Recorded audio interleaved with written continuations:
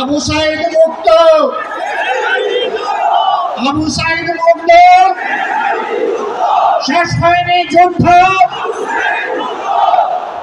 15.5 বছর জীবন দিতে যেমন ভয় করেন নাই, গুলির সামনে বুক পেতে দিতে ভয় করেন নাই, সর্বশেষ জুলাই আন্দোলনে শরিক হয়ে যেমন করে দেশপ্রেমের দায়িত্ব এবং দেশপ্রেমের প্রমাণ পেশ করেছেন, একটি মানবিক বাংলাদেশ, বৈষম্যহীন বাংলাদেশ গড়ে তোলা পর্যন্ত আপনারা কি একই লড়াই করার জন্য প্রস্তুত আছেন?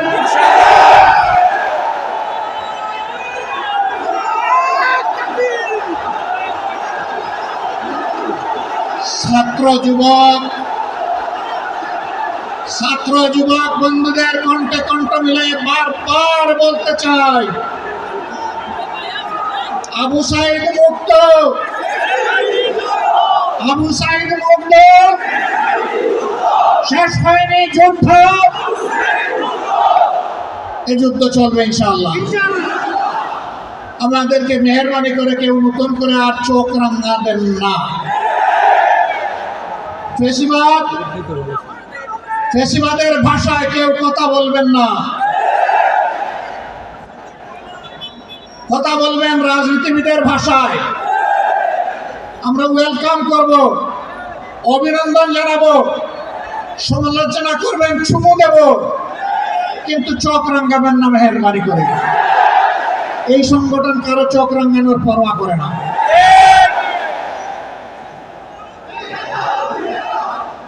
আমার সম্মানিত ভাইরা,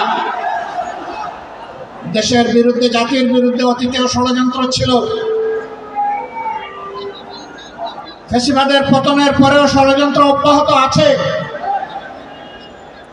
এক এক করে আল্লাহ তাআলা সকল ষড়যন্ত্রকে ব্যর্থ করে দিয়েছেন। আমরা আশাবাদী একটা ঐক্যবদ্ধ জাতি আগামীতেও সকল ষড়যন্ত্র আল্লাহর সাহায্যে ব্যর্থ করে দিবে ইনশাআল্লাহ।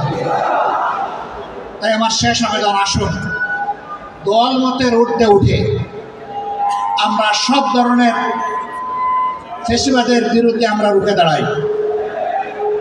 আল্লাহ রাব্বুল আলামিন আমাদের ভাই এটিএম আজহারুল ইসলামকে অবিলম্বে সসম্মানে আমাদের বুকে ফিরিয়ে দিন। তাকে মুক্ত বাতাসে শ্বাস নেওয়ার তৌফিক আল্লাহ তাআলা দান করুন। আমরা বিশ্বাস করি আসমান জমিনের মালিকের ইশারাই সর্বোচ্চ ইশারা, তার ফয়সালাই চূড়ান্ত ফয়সালা। আমরা মহান রবের দরবারে সেই ফয়সালা কামনা করছি।